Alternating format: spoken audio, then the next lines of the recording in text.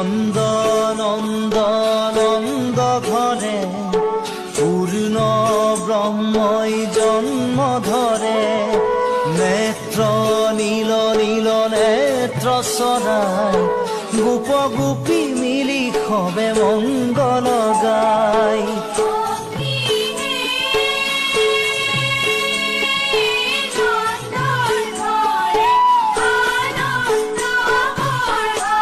Nanda